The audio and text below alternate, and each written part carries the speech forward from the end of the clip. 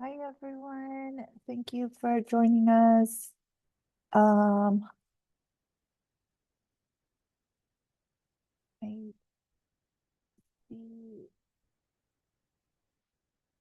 Voltaire is having technical difficulties, but he will be logging in shortly. Can you guys hear me now?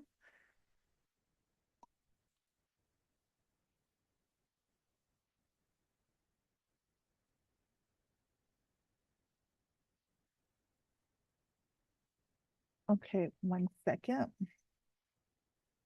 Mm,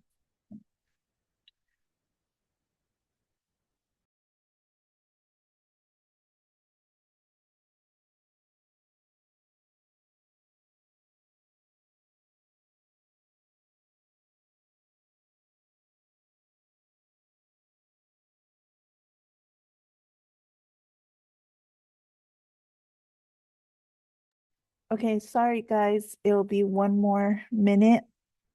Please hang on. Don't leave. It will get very good in a second. 1 second.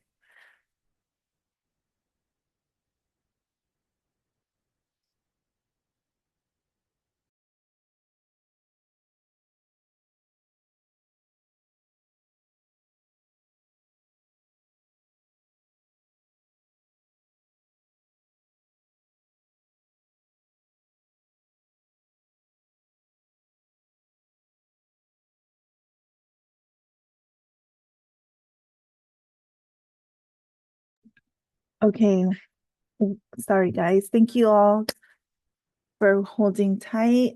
Um, we are going to get started. We're just having some technical difficulties, and you will see our Sunshine, Bryson Star, Voltaire. It's not okay. Sorry, guys. 1 second.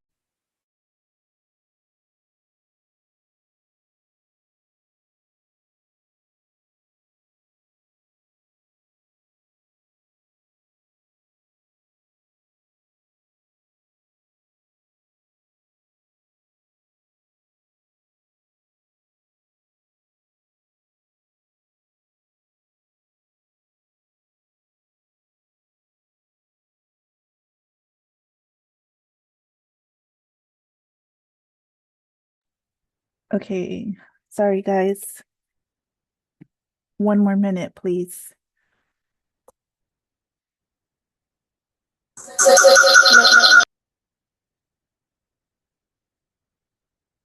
Okay. Um, okay, hold on. All right. Hello, everyone. Can't see y'all, but I know you're there. All right. Sorry about that. Okay. So There we're he on. is, Yeah. I'm making happy me to be here. nervous. I can't do this. All right. It's all good. No pasa nada. So here we go. Let's get right into it. Tonight's a special night because we're going to be going over how to play Monopoly in real life. Something that I have a lot of experience in, and I got my experience with clients first and then with me personally. So tonight we're going to figure out, and you're going to understand that real estate ownership and growing a real estate portfolio, it's a game. It's just like the game of life, but this is a game of real estate ownership. We call it Monopoly in real life. And you're going to understand just like any other game, there's rules to this. And if you understand the rules, number one, you understand, the first thing is you got to understand it's a game. Number two, once you understand that it's a game and you're actually like playing this game, then you have to understand that there's rules to the game. Just like any other game, there's always going to be rules. And then the third thing is you got to start playing. Some people will never start playing the game. And tonight we're going to show you how to play the game. We're going to share with you all the rules and how it works. So here we go. Let's get right into it. Um, by the way, this is Claudia, our lovely guest host tonight, co-host. And if you guys have any questions throughout this process, feel free to raise your hand. Feel free to message us, and Claudia could respond right away. Yeah. So thank you guys. And here we go. How to play Monopoly in real life. By the way, we should be in and out. within 45 minutes to an hour. Um, we know it's late. We know it's time for dinner. So, by the way, this is if you're on your computer, you could just take a little scan of this and then you could sign up for other topics. We have a bunch of topics from workshops and Zooms in person and on Zoom. ADUs for beginners, renting versus owning, budgeting your way to $1 million. I really like that class. Buying with military benefits, selling your home, tax benefits of owning real estate, and a bunch of more topics. So feel free to sign up and join and learn about that. And then at the end, we're gonna ask you to give us a review. Just, say, hey, we joined this and we learned a lot, and we give them 5 stars. This is who you should thank. So if you're on here, someone invited you. This is the team here at Lepe Tendwell Group, powered by eXp Realty. So reach out to your agent and afterwards and say, hey, thanks for the invite. I really enjoyed it and I learned a lot. So there we go. Before we get into it, you might be asking, who's this guy talking? My name is Voltaire Lepe. I'm a real estate broker, born and raised in San Diego. Um, I'm also a full-time commercial and residential broker, and I'm a property manager. And uh, I'm born and raised in Logan Heights. And at the age of 32, that's when I made my first $1 million in real estate. And now I have 84 tenants that pay me rent every single month here in San Diego. So all my rentals are in San Diego. I built them up one at a time. And that's kind of a little background on me. Now, some of you might be thinking, oh man, this guy has a lot of properties or whatever. Um, well, I do. And you might be thinking, well, he must have inherited a bunch of properties or, came from money. Well, that could be further from the truth. So I'm going to read this LA Times article from 1988. And it says, life can't come cheap around 30th and Imperial. According to police crime statistics, there's no other location more notorious than 30th and Imperial for killings, shootings, stabbings, assaults, rapes, robberies, burglaries, and a litany of other crimes and assorted mayhem. Police crime analysts say more blood is shed on that corner than anywhere else in San Diego. This is LA Times 1988.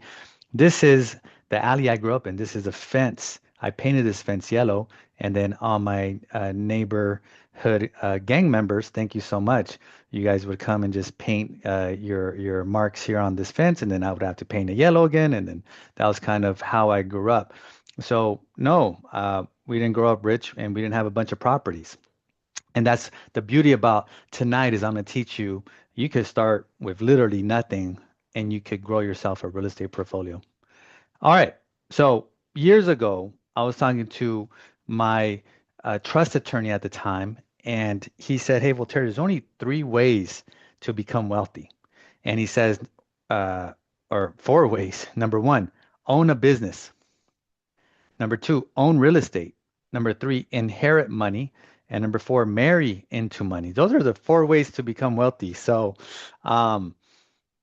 you got to choose one if you want to become wealthy. I think the easy one is you marry into it. Inheriting it, that means that your parents or somebody in your family had to have money. Um, but I think the option for most people are probably going to be either own a business or own real estate. And that's really the only ways. So tonight we're going to be talking about owning real estate. Today's goal, I want you all to apply the following steps in your life and live the life of your dreams. That's what tonight's about. And then one day you call me or text me or DM me and say, hey, you know what? I have a better life because of something that you taught me. So that's the goal. And the goal is for you to reach out to your realtor at some point in the future and say, hey, thank you so much for introducing me to Monopoly. So just like the board game, I don't know who here has played the board game in real life. I have. Um, Sometimes it's a little bit too long for me, but once I start playing it, it's actually fun and I enjoy it. And I usually win because I understand all these principles we're going to talk about tonight, especially leverage. So here's a formula. These are things we're going to cover tonight. We're going to talk about my plumber friend. We're going to talk about building a team around you, finances, income, mailbox money. I'm going to talk about my first million, how I made my first $1 million, and then identifying a deal. And then we're going to figure out what's your number.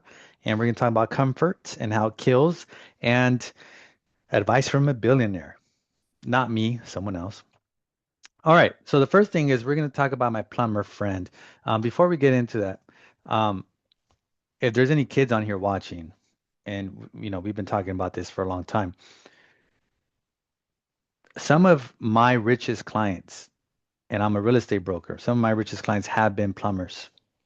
They've been HVAC, which is basically heating and air conditioning uh, people, business owners. So if you're really good at with your hands, you can make a lot of money and you can buy a lot of real estate. So the story I'm going to tell you is a real life story. It's one of my friends. Actually, he just texted me a little while ago. I don't think he knows that we're having this tonight. Um, and he just texted me right now, actually, just saying that he wants to meet because he wants to pick my brain and he wants some advice. So I'm texting him back. Let's do it. So, anyways, this friend of mine, I grew up with him. He became a plumber. He wasn't rich, but he became rich or wealthy or started building assets for himself just because he got into real estate ownership. Okay, so I'm going to tell you a real life story, his story, and here we go. Um, Funny that he's texting me today out of all days, right? But anyways, here you go. Example number one. So my friend, the plumber, he got married. He had a baby on the way, and he was just like, dude, like I'm I think I need to own a home because that's what I've heard, from other people, from news is in America you should own your home, right? So he didn't want to rent anymore because he has a family and he wanted some stability. And that's what he did. 2013, he purchased this property right here for 223,000, which by the way, if anyone remembers 2013, it wasn't a layup. It wasn't like, oh my gosh, houses are so cheap, 223,000 for a two bedroom. Um, 2013, I had many people, many clients that canceled and said, "Hey, I don't want to buy a house.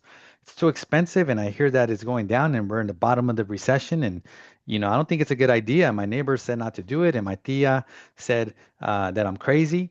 That was what was going on in 2013. So it wasn't like just like a clear layup where it's like, "Oh yeah, easy, buy it, you're gonna make money." It wasn't like that in 2013.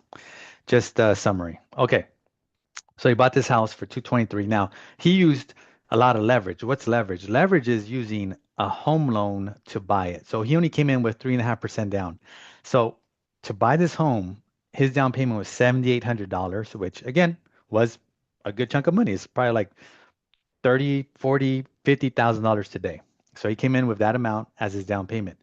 Now, the beauty about buying his first home is that he bought in 2013 and then 2017 he said, "Hey, look at my family's growing. I need a bigger home." So again, he's starting to build wealth because of necessity. He needed to live somewhere.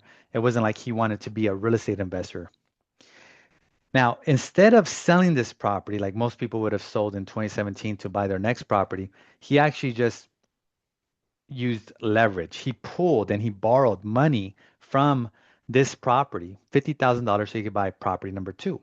Then he rented out this property. So he rented it for 2,500. The monthly payment was 1,750. And by the way, the rent back then wasn't 2,500. It was less, but now it's 2,500. So he made some money over the years. So at the same time, he built equity. He built 427,000 in equity just by owning this home. Again, he started playing Monopoly without even knowing he played Monopoly. And then this is something interesting right here, ROI, return on investment. We won't go into that too deep, but know that the stock market, the S&P 500, probably where your 401k is invested right now, is earning on average about 11 to 12% per year. Okay. And um, this house got him an ROI of 5,400%, which is crazy. Um, but that's real estate. That's when you borrow. Why? Because he only put $7,800 in order to make $427,000. So that ROI is just incredible. So his plan, and it was funny because I was asking about him earlier when I was texting him back and forth. He says he still hasn't converted his garage into an ADU. By the way, I told him to convert the garage into an ADU years ago, and he still hasn't done it. So that he's just like everyone else, doesn't listen all the way. He's coachable, but not all the way. He'll do things at his pace. Nothing wrong with that. Um, but I know if he would have done it a few years ago when we first talked about and planned it, he would have a lot of money in his pocket right now, but he doesn't have all the money he could have. Okay. All right. And then I know someone has their hand raised. I think Claudia, you can message him and figure out the question, and that we could address it. And all right, so that's the first property. Now let's get into the next property, property number two. So in 2017, remember, he pulled out money from property number one to buy property number two, this property number two. Now his down payment property number two was the same thing, 3.5% down, which was 15,000 because it was a bigger home. It was a bigger home, nicer home for him, his family. His family was growing, so he went from a two-bedroom, one bath, which was this property number one, and he went to a three-bedroom, two bath, bigger home. So he's happy, right? And at the time, this was his second property. He kept the first one, rented it out. And then over here, you can see that he refinanced his property in 4 years after he bought it, 2021. Why? Because he wanted a bigger, nicer home, right? Um, and then he ended up refinancing, okay? And he pulled money out of the first property, right, that he still had. And then he went and bought property number three with that money, which was this one. And he had $27,000, 5% down from the first property when he refinanced, if you remember that. So he bought this and now he's living here. And then property number two, he kept it and the monthly payment on it was 24.50, and then he ended up renting out for 36.50. Not right away, before the rent was less, but now it's 36.50. So he's making good positive cash flow on that. And then his ROI on this one's like 2,000%, which is crazy, especially when you compare it to things like the stock market. Um, so with that being said, let's talk about property number three. Now, property number three, he calls me one day, and in 2021, he says, "Hey, you know what? We want to buy our fourth property, but I don't want to be a landlord. I don't want all these properties. Let's just sell property number three." And I said, "I don't think you should sell property number three. I think you should keep property number three, rent it out. Just you're doing great.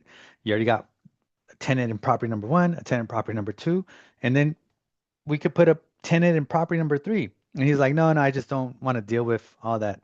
Okay, cool. Well, that's what I do for a living. I sell houses. So we sold his house. And then he used the profit, $162,000, to buy property number four. And why? Because his wife wanted a new home. He wanted to give his wife a new home. This was new construction. And that's what he did. He bought it for 629,000. It's worth somewhere around 900,000 today, ballpark. And he has a nice equity return on that one. Now, with that being said, he has three properties now. Um, he could have had four, but again, he's just like most people. Most people hear great advice, great coaching, and then they go, you know what? If I really trust this person, I might listen to 70% of it. And that's what he's doing. He's a good he was listening, working on these things, but he wasn't 100% like, hey, I'm just gonna go 100% listen to you 100%, which is fine. All right. So now let's go to where he's at today and where has everything got him. Um, So, and these are numbers from a couple years ago. We've been doing this workshop for a while, but total equity about $1 million between those properties. Total gross rent 74,000 a year. Total investment 7,800 bucks. Because remember, his total investment out of his personal pocket was 7,800 bucks. That's it. Then he borrowed the rest, which is crazy, from his current properties. So then we fast forward into the future using a 5% annual growth rate, and in the future, 2051, which is about 25 years from now, he's going to have about $3.8 million in real estate paid off, and he's going to be earning $278,000 a year, which is a lot of money. And then after expenses, obviously there's going to be taxes, insurance, toilets, tenants, and trash. He's gonna be pocketing about $15,000 a month, him and his wife, and they're gonna have a great life just from their real estate investments. So that's the plumber. that's how that works. I wanted to share that story because it's a powerful story. Anyone can start building their real estate portfolio. And remember, he never wanted to be a real estate investor. He just wanted a place for his family to lay their head. Claudia, do we have any questions? I see my red little tabs. So, No, no question. Well, the okay. one was if it was live, and I said yes. Yeah, it's live. It's 6:52 p.m. It's April 29th. Show the newspaper, Claudia. All right, cool. Good question. That's good. Yeah. All right. So the next one is number two. Let's build a team around you. Well, in order to make this happen, you need a good team. First thing is a good lender, a good accountant, a good financial advisor. By the way, to build a team, it might take you 5 years. It might take you 10 years. You don't need all these people all at once.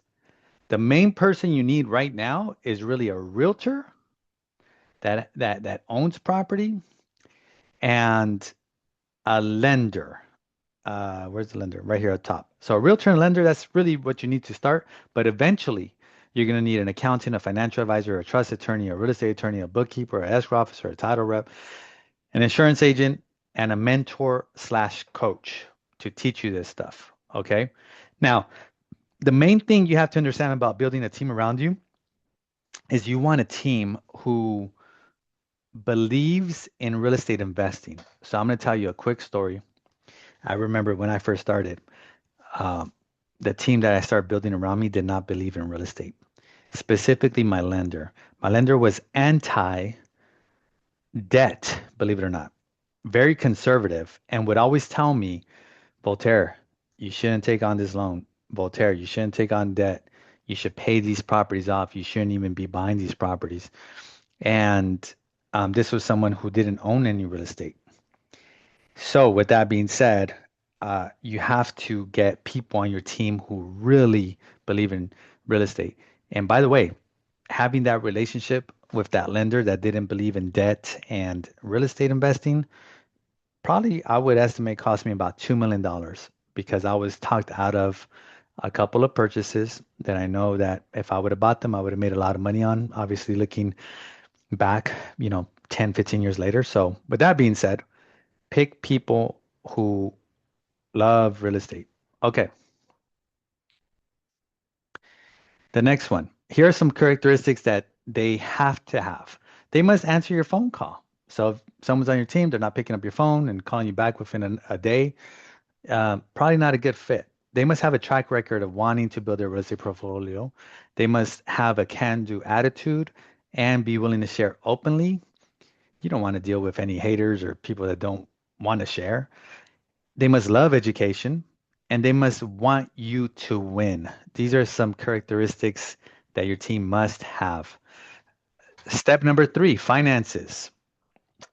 Okay, whenever you buy a piece of real estate, it's always way easier to buy a piece of real estate if um, you have no debt or little debt. What does that mean? Car loans, kiss of death for most real estate potential buyers because their car loan's so high and their debt to income ratio is thrown off. Student loans don't help. Credit cards don't help. So I'm sharing with you how I built my real estate portfolio, and that's by having zero debt other than mortgages. Okay. Second step, save 25% or more of everything you make and put it into a savings account or an investment account. So again, the way that I did it, the way that my plumber did it is we were good savers. So we would save money and then we would put that away and then we would use that as a down payment. Third is, you guys might hate me for this, but create a personal family budget and stick to it. So there's a good one if you Google Dave Ramsey personal family budget, pull it up and you'll learn there. And then um, the next one is carry 2 credit cards max. A lot of people think that you need um, multiple credit cards. So when I built my portfolio, I just had credit cards, personal and a business, and then 4 bank accounts max. One for the IRS if you're a business owner. This is only if you're a business owner. If you're a W-2 employee or like the plumber, all you need is a savings account, a checking account. If you're a business owner, you need savings account, checking account, uh, a tax account for the IRS, and then a business checking account. All right, that's finances. Step four, your income. Your income is the biggest setback for more buyers when it comes to qualifying for a loan. So the good news is you don't have to earn a lot of money to play Monopoly. Um, so my plumber didn't earn a lot of money. He earned a good living, but not a lot of money. I didn't earn a lot of money as a realtor, but I had a good living and I saved a lot of my money. So you don't have to make millions or nothing like that. In this market today, as long as you net around, and by the way, this was 2 years ago. So I would say right now, household family income ballpark is you probably need like $175,000 combined income ballpark to have your to give yourself like a good chance at this. Um, Maybe 150 is the lowest, I would say, to have a good chance at this. But like if you're making 200 combined income or above that, then you could really crush it. You just have to get really serious about doing this. Okay. Number five, let's talk about mailbox money. What's mailbox money? Mailbox money is when you just don't have to work anymore. And money just comes in to your mailbox or to your bank account or whatever you want to call it, right? So here's some fallacies about money. Number one, just work harder. Like we should be working hard already, but we shouldn't have to kill ourselves. Number two, I need to double my income. You might need to double your income if you're making, 75,000 a year, or get married and then the other person makes 75,000. There you go, 150. Um, some people think it's too late for them. That's a fallacy. And then I should have bought in 2008. Guess what? If you're thinking, um, I should have bought in 2008, 2009, 2010, yeah, you're probably right. But you can still buy today and you can start today. Now, the reality is you don't have to work harder or double your income. You just have to live below your means. And I could give you a dozen different stories about how I live below my means. My plumber friend for sure lived below his means. Every time I would see him, it's like, he's wearing the same uh, shoes that he wore to work and to church and to play soccer. Like he's plays soccer in boots. I think, Claudia, you got to say something? yeah, I think you're still living below your means. Yeah. Still. Yeah. We always have to. It's a lifestyle, right? So living below your means doesn't, even if you make a lot of money, you still live below your means, and it's just something that we do, as a lifestyle. You must have patience. Again, people that say, "Hey, I should have bought in 2008, so I'm never going to buy." Guess what? You need patience. You need to buy and wait 7 to 10 years, and you'll make a lot of money. You must reinvest your income. A lot of people never reinvest their income or their profits. They just put in a savings account or under the mattress, and that's not reinvesting. So you not only save, but you have to reinvest your money, which means your money must make money babies. So if your money isn't making money babies, then good luck. All right, Monopoly pyramid. So how should you start? Like, how do you start playing Monopoly? First step is first. You always have to buy your primary home. Always. I did the mistake, and you'll see in a bit, of buying my first property was an investment property. I started backwards. I don't recommend it. It's a lot harder that way. And I lost money because I didn't buy my first home as a primary home. Second, if you have a house or anything, you got to maximize it. So I'm going to change this slide or number two to say maximize your real estate. Right now it says add an ADU, which means, add an ADU, maximize. Number three, you buy an investment home. So after you own a primary and then you maximize it, that might take you 5, 7, 10 years. Then you buy an investment property, right? And that's the next step. And then after that, you trade that property or your first property for a multifamily property. And after that, you trade those properties for a commercial property. So that's just the natural progression of monopoly in real life. And if we have any questions, Claudia, feel free to let me know what they are, or we could tackle them. It's Okay. just if we're sharing the presentation, which I answered we can. Oh, okay. So they could see it, Yeah. even people on Facebook. Yeah, good. Yeah. All right. Um, So I'm going to talk about how I made my first million and why you should invest in real estate. So reason number one to invest in real estate is there's 6 ways to make money with real estate. Number one is rent. Everybody knows that one. Number two, there's appreciation, that thing that's pushing all the values up. Number three, there's inflation. Everything that's happening right now with gases and uh, I went to the store the other day to buy an orange and it was $1.10 or something. And I was like, $1 for an orange? That's crazy. So that's inflation. And then there's principal pay down. What does that mean?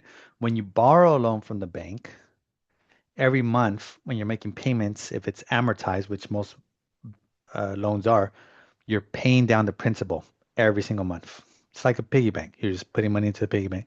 Number five, interest deductions. That's what your tax person takes care of. And then number six, depreciation. You depreciate the asset if it's an investment and you make so much money. And I've made a lot of money through depreciation over the years.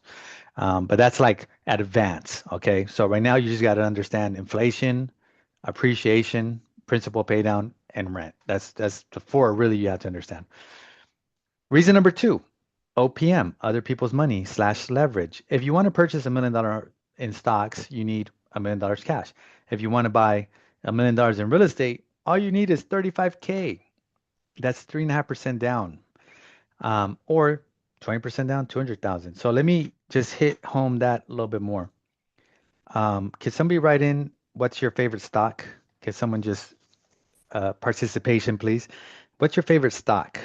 And Claudia, if you could just let me know, um, which company is your favorite to purchase? Okay, let's see what we got. Is anyone gonna participate? I can share what I put my money on. Hmm. Or All remember right. that one time you gave us $200, I think it was, or how Oh much? yeah, and you made some money. You bought uh during Moderna. that time, Moderna. That was like COVID times. Okay. So nope, no one's messaging. All right. Oh, no chat. Oh, wait, oh, when you say trade, do you mean like kind? Yeah, I do mean like kind. Okay. So when I Oh, say they said trade, Costco. Oh, sorry. someone said Costco? Yeah. Okay, cool. So right now we'll talk about like kind exchanges or trades. Sorry to confuse you on that.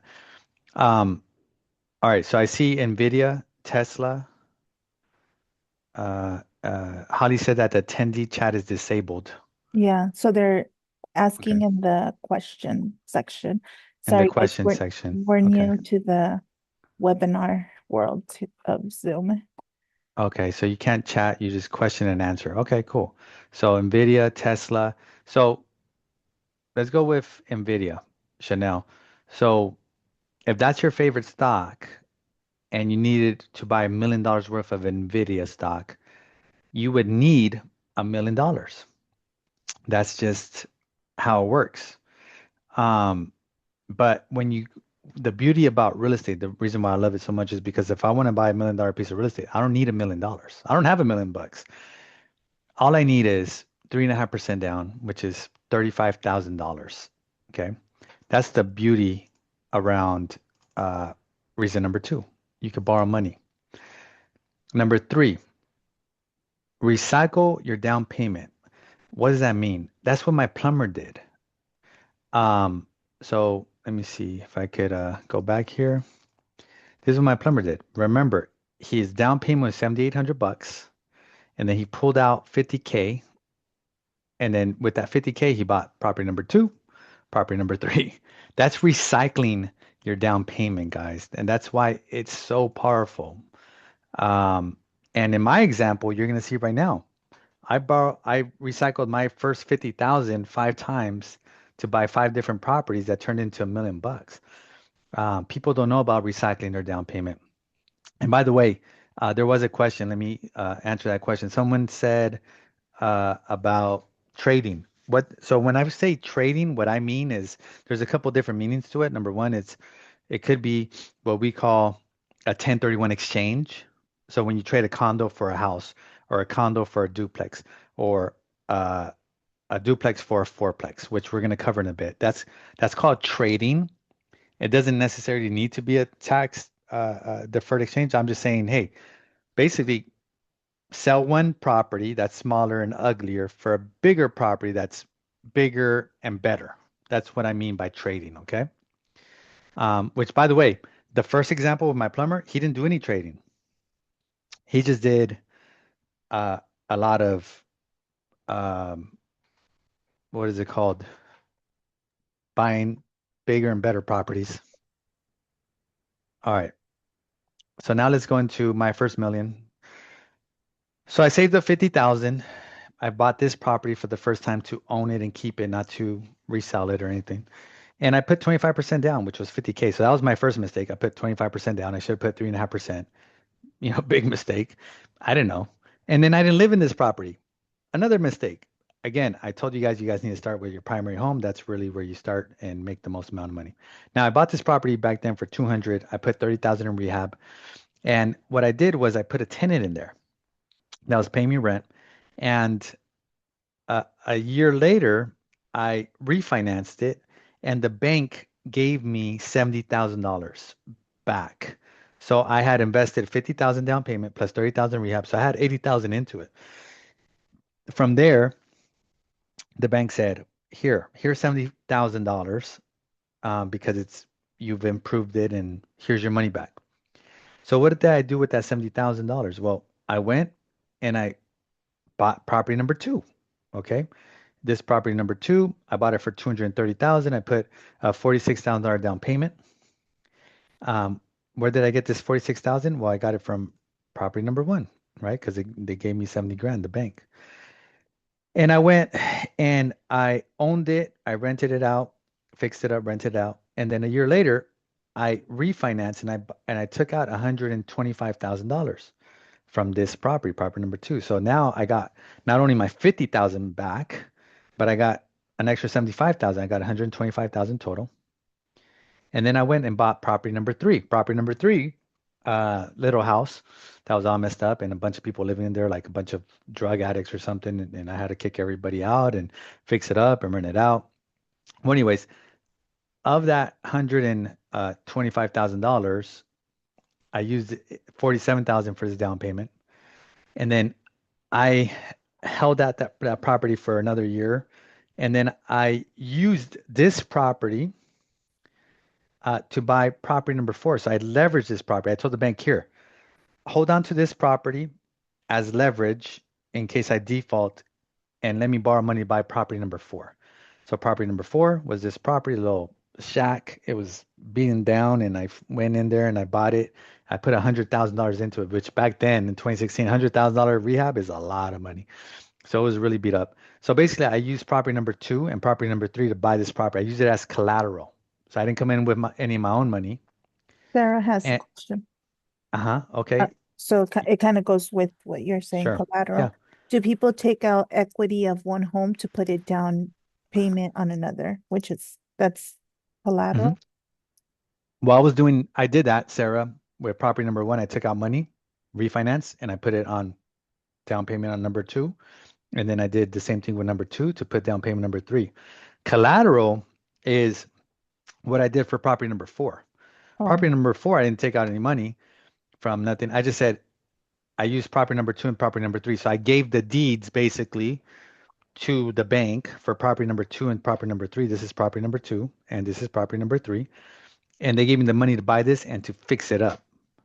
That's collateralizing your assets or property. we have another question. Sure. Why shouldn't a person not pay 20% down and take care of PMI? What's the con of it? So what's the con of can you repeat the question? Of not having to put 20% down? Um, Like, why should yeah. and it like Yeah, so I think PMI is going to be a few $100 a month. I don't care about that.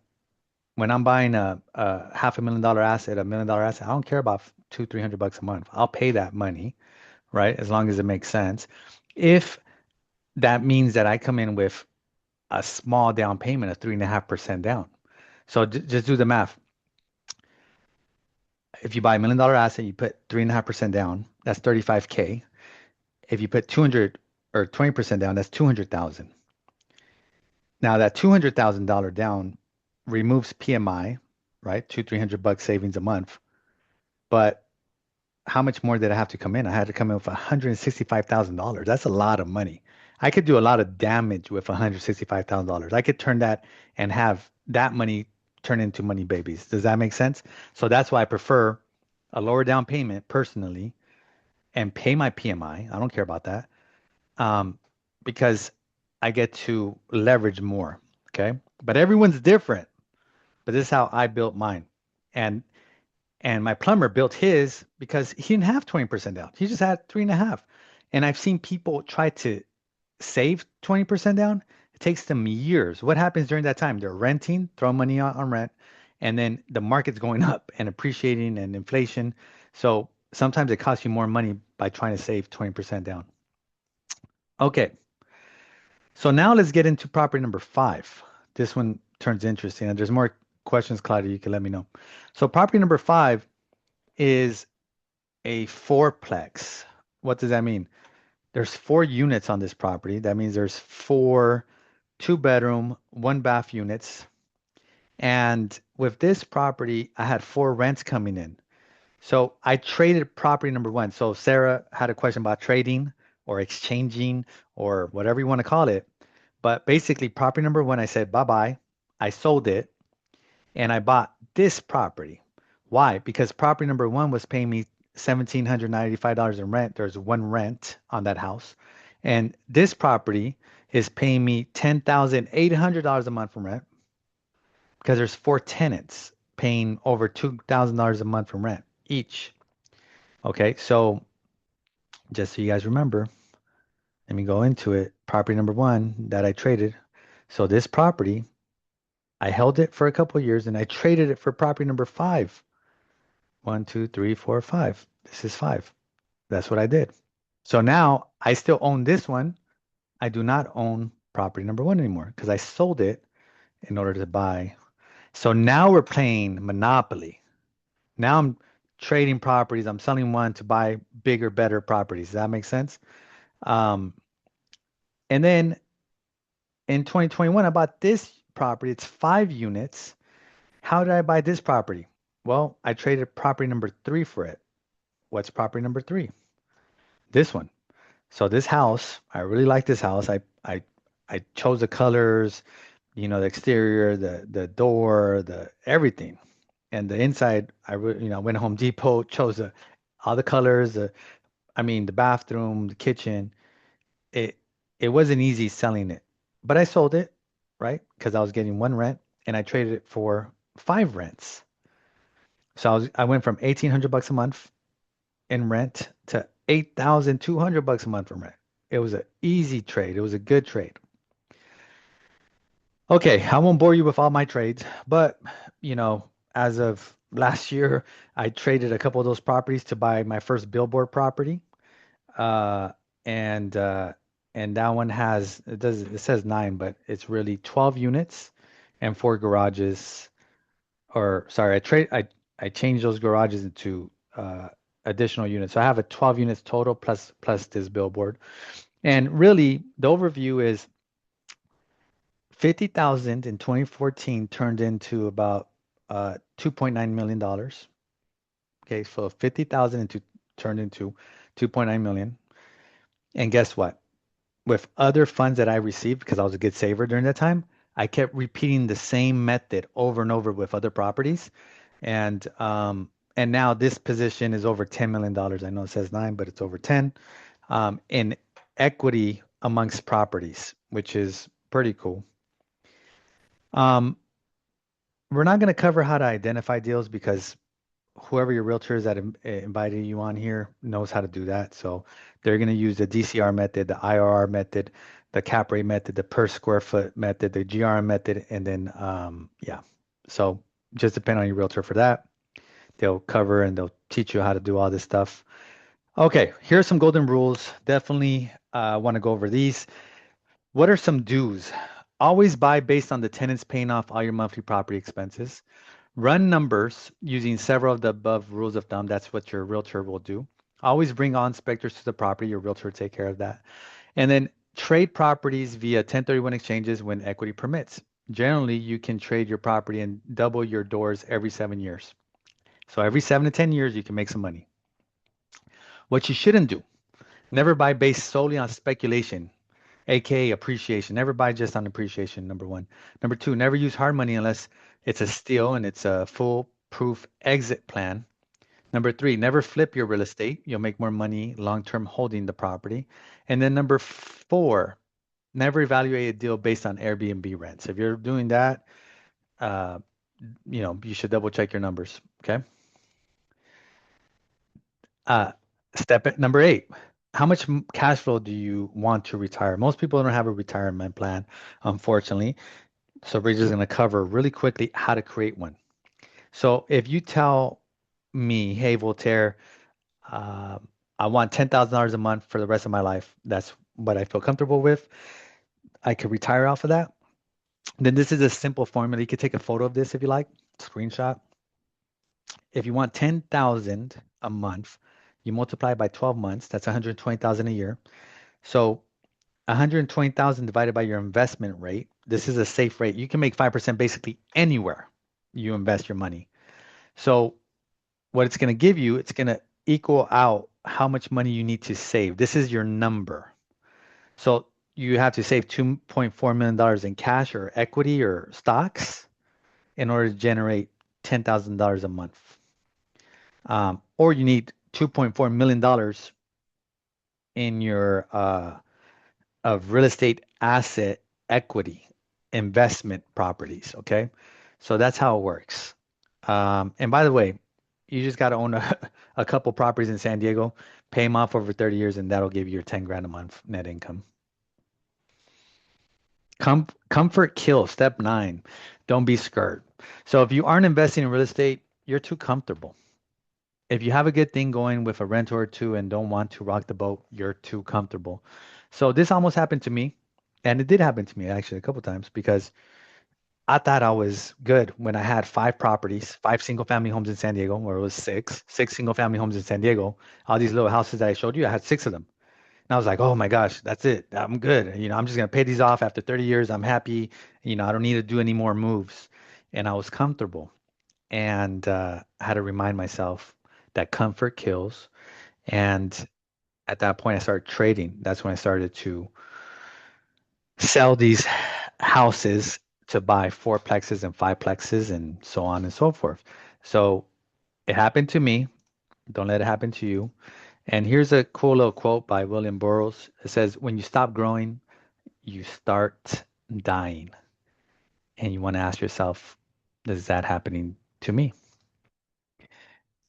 Um, so it's all math. Every 7 to 10 years, you could double your doors or double your money. It's called the rule of 72. You should look it up. So if I continue to double my 84 doors, I'm adding 10 ADUs right now. But if I continue to double and I do the math, um, by the age of 69, I'll have um, this number might be wrong, but somewhere around 1,000 doors. Right here it says 1,500 doors, so I have 1,500 doors, net worth about $225 million. I mean, at the end of the day, it's a lot. It's more than anyone needs, but it's simple math. It just continues to double over time, just like the stock market. Real estate is no exception. I did ask a billionaire one time, hey, he has a $1.2 billion real estate portfolio, has a lot of money. And I said, hey, for somebody who wants to be financially free, a person out there, what question or what advice do you have for that person? And this is a billionaire advice. This is what he told me. He said, read. And when he told me that, I go, read what? And then he just hung up the phone because billionaires are busy and he just hung up the phone. I was like, oh, shoot. So, and I thought about him and go, oh, read. Yeah, because if you read, you find out whatever you want, whatever topic. There's so many topics. Nowadays might be YouTube and read. Maybe that should be the advice, but you can figure it out. Here are some books. that I've read that I really like: Rich Dad Poor Dad, The Total Money Makeover, and then The Automatic Millionaire. This one's actually a pretty good one if you want to read this one. It's an easy read, and you kind of learn some of these things that I just went over tonight. Q&A. You could go ahead and throw your question into the what chat, Claudia?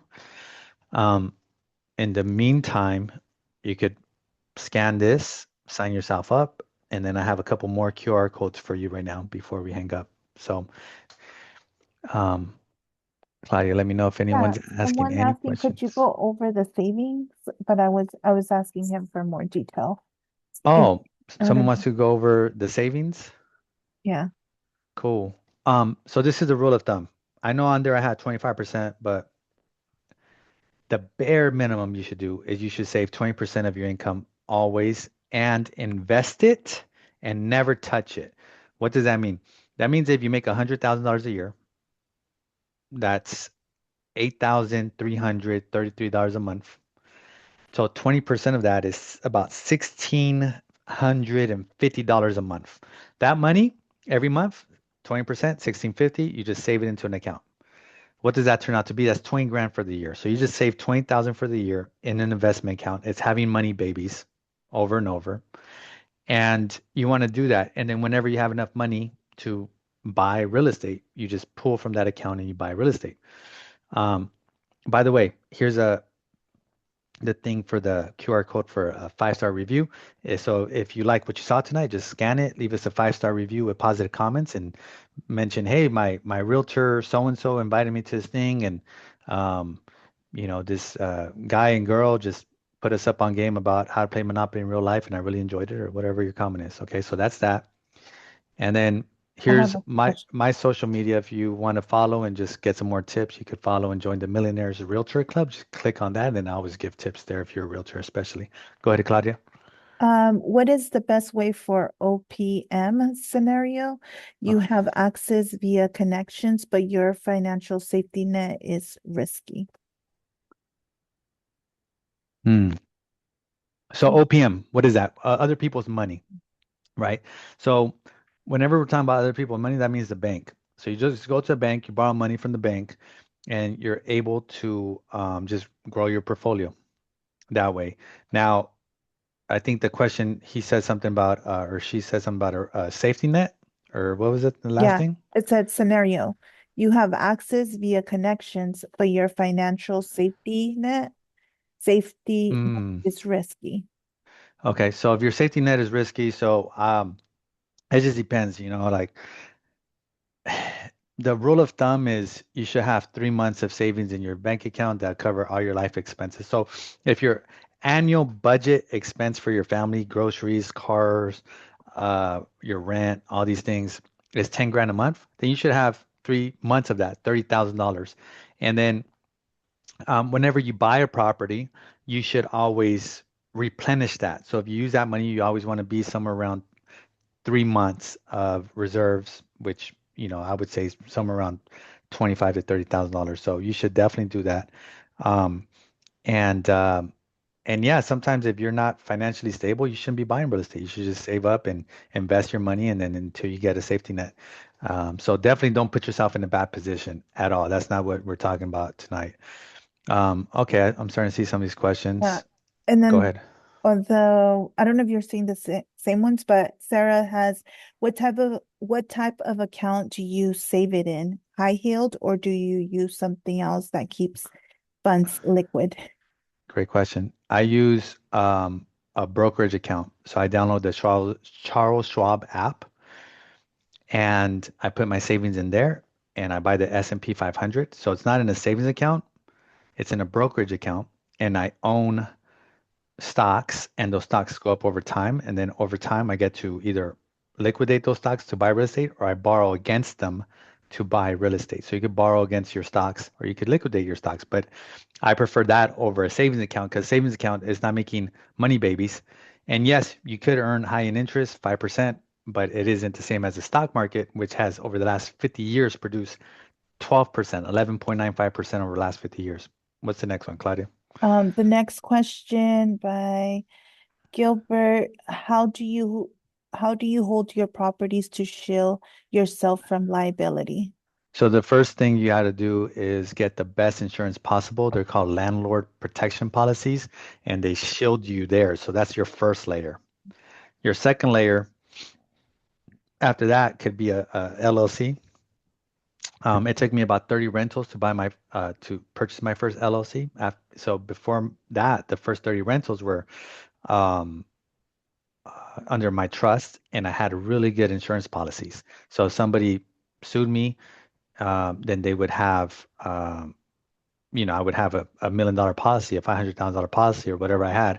And then after that, I would have an umbrella policy that would kick in if I needed more money. And so nowadays, yeah, LLC, first line of defense, property insurance, second line of defense, and then umbrella, third line of defense. But if you don't own any property, last thing you should be thinking about is LLC. You should just be thinking about how you could buy that first property. What's the next one? What is your opinion on borrowing from your 401k to buy your first home? I think it's a great way to use your 401k. I think the 401k is there to help you with your retirement.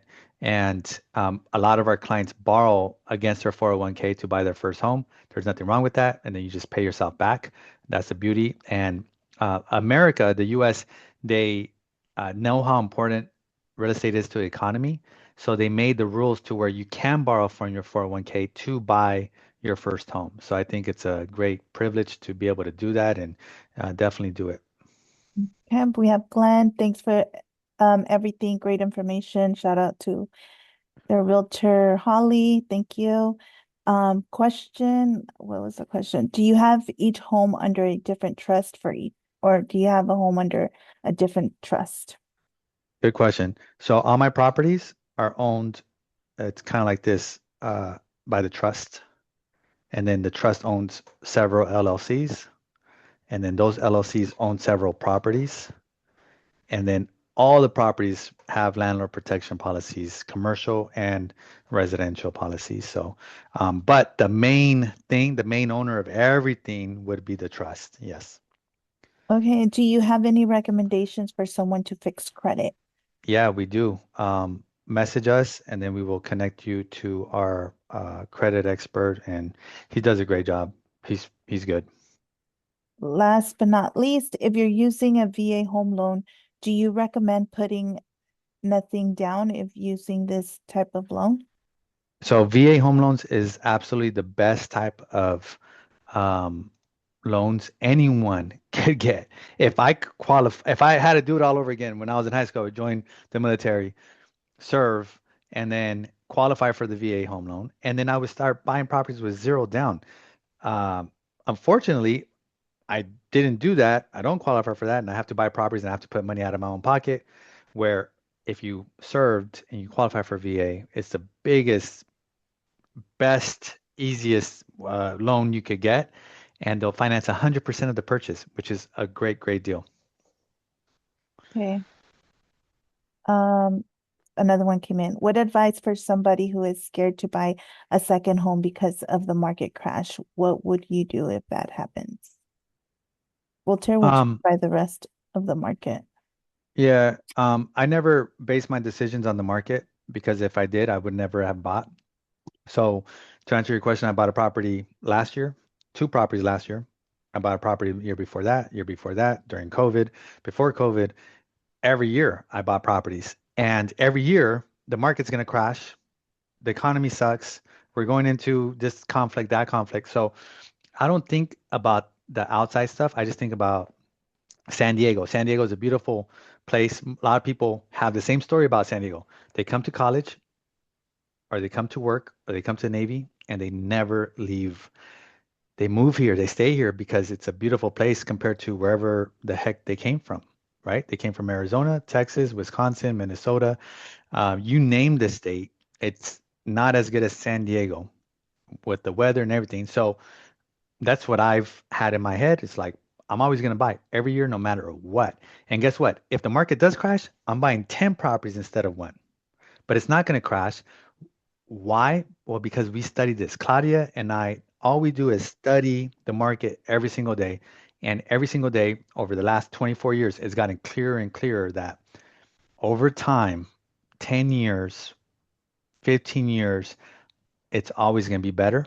And that's how I treat it. So I don't buy anything thinking what's going to happen 3 months from now, 6 months from now, a year from now, 2 years. No, I think long term. We got to wrap up soon. Is there any final questions? Yeah. Is it wise to move my money that I have saved in my savings account into stock short term if I'm going to need it for an ADU within a year? What would you do Um, if you have the money that you're going to use it, on a regular with saving? yeah, so you have it in a regular savings, but that money is marked. We call that like earmarked money. Um, that you're going to use it for a specific project, then you probably don't want to put it into the stock market because if there's a dip, then there goes your earmarked money, you know. So the reason why you should put money in the stock market is if it's long term. So whenever I put money into the stock market and I talk to my financial advisors, they go, "Hey, Voltaire, just to confirm, you're not going to need this money for the next 5 to 7 years, right?" And I go, "Nope, I'm not going to need that money for the next 5 to 7 years." And that's how I think about it. So when I buy a piece of real estate, I think about the same thing. Hey, I'm not going to touch this property for the next 5 to 7 years, right? So long term. So if you have money set aside for a specific project, don't touch it. Just keep it there in a high yield savings. You could get 4 to 5% interest on that money. Very good questions, guys. Cool. And then I think someone sent me a personal message, maybe. It says, what are your thoughts on someone thinking that the market is oversaturated? Is it for the same reasons as mentioned? People love San Diego. Um, I don't think the market's oversaturated. Um, there's not enough buyer demand right now. And then listings, we don't have enough of those unless it's condo market. I think the condo market is oversaturated, but housing market, duplex, fourplex, they're not. Cool. Hey, reach out to your favorite real estate agent who invited you to tonight's How to Play Monopoly workshop. And I just want to encourage you that to think long term.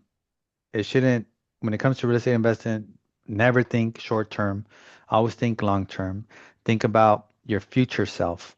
And someone told me recently that today, right, April 29th, you're a butler to your future self. So you're serving your future self. So what is your future self 10 years from now going to say about to you today?